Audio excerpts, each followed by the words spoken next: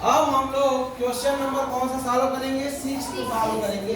तो question number 6 क्या है? देखिए बिंदु 10 स्थित है बोल रहा है। आई बात समझ में? तो अगर आप ग्राफ पेपर में ये इस प्रकार से बनाएंगे तो ये मूल बिंदु होता है, ये एक्स अक्ष होता है, ये एक्स डैश होता है, ये वाई होता है और ये वाई डैश होता है, ये प्लस होता है, ये माइनस होता है, ये प्लस होता है और ये माइनस। तो यहाँ पर देखिए बिंदु 1 और 0 बोल रहा है, तो ये x का मान है और ये y का मान है। तो x का मान 1 दिया है, तो x धन 1 किधर होगा? इधर होगा कि नहीं होगा? इधर ही होगा कि नहीं होगा? तो x धन 1 मान लीजिए यहाँ पर आता है। अब y का मान 0 है, तो y का मान 0 मतलब ये तो y का मान 0 कहाँ पर होता है? x अक्ष में। कहाँ पर होता है? x अक्ष में। तो ये बिंदु का निर्देशांक होगा आपका क्या? 1 और 0। तो ये बिंदु किस अक्ष में है बताइए? x अक्ष में। तो आंसर क्या आएगा आपका? x अक्ष, यही आंसर आएगा। इसके बाद देखिए, इसको देखिए 1.25 का होल स्क्वायर माइनस 0.75 का होल स्क्वायर अपान में कितना है? 1.25 माइनस 0.75 का मान होगा बोल रहा है। तो यहाँ पर ध्यान दीजिए, ये नंबर और ये नंबर देखिए सेम है, इसलिए यहाँ पर सर्व समीकरण लगा है a का स्क्वायर माइनस b का स्क्वायर। इसलिए इसका विस्तार क्या हो जाएगा?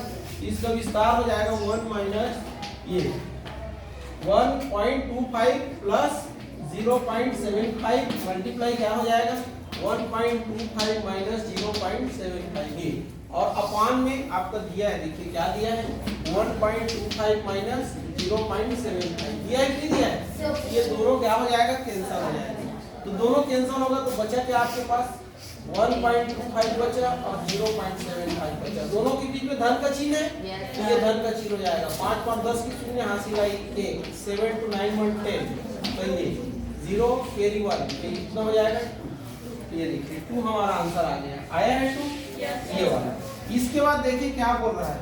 ये बोल रहा है दो घनों की भुजाएं क्रमशः 4 सेंटीमीटर और 8 सेंटीमीटर है, तो उनके संपूर्ण पृष्ठीय क्षेत्रफल का अनुपात पूछ रहा है। तो यहाँ पर ध्यान देना, आपको घन का संपूर्ण पृष्ठ का फार्मूला पता होना चाहिए। किसी को पता है घन के संपूर्ण पृष्ठ का?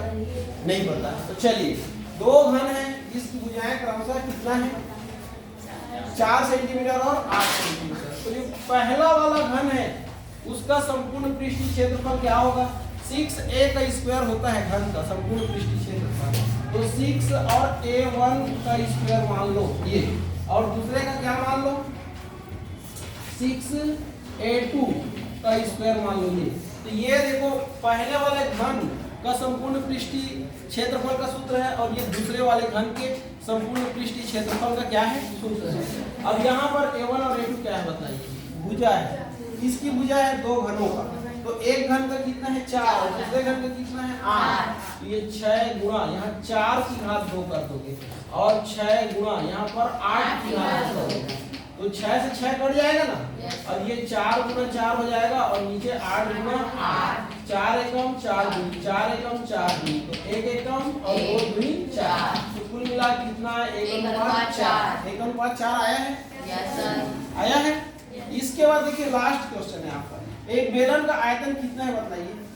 36 पाई घन सेंटीमीटर, और आधार का क्षेत्रफल कितना है? 9 पाई वर्ग सेंटीमीटर। तो बेलन का संपूर्ण पृष्ठ होगा बोल रहा है, समझ में आया?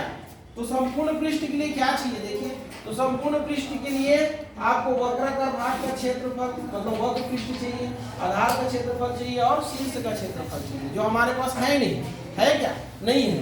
तो हम इसको मिटा देंगे और r और h का जुगाड़ करेंगे। ये वाला फार्मूला लगाएंगे और इसमें r h आया है ना, तो r और h का जुगाड़ करेंगे। तो कैसे जुगाड़ करेंगे देखिए, तो यहाँ पर आप देखिए बेलन का आयतन बराबर क्या होता है बताइए?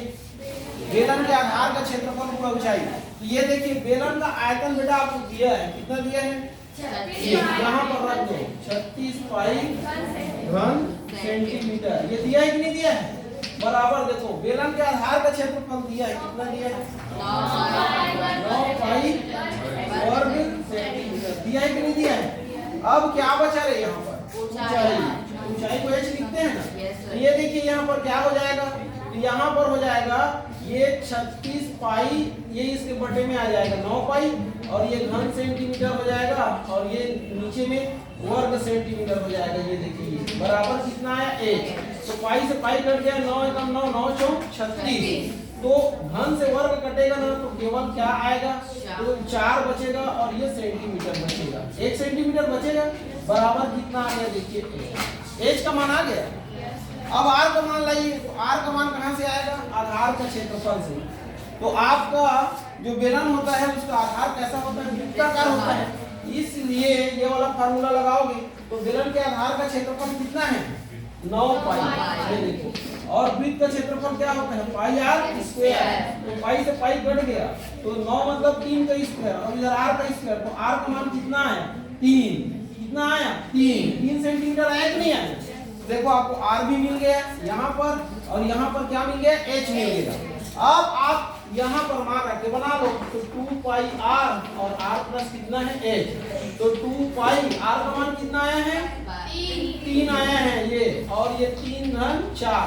तो 2 पाई और मल्टीप्लाई 3 है, 3 दूनी 6 पाई, और ये कितना हो जाएगा 4 3 7। आंसर किस में दिया है देखिए, पाई में दिया है। तो 7 6 कितना हो जाएगा 42 पाई। ठीक है। अब संपूर्ण पृष्ठीय क्षेत्रफल का इकाई क्या होता है वर्ग। ये होता है कि नहीं, तो सेंटीमीटर है तो वर्ग सेंटीमीटर हो जाएगा।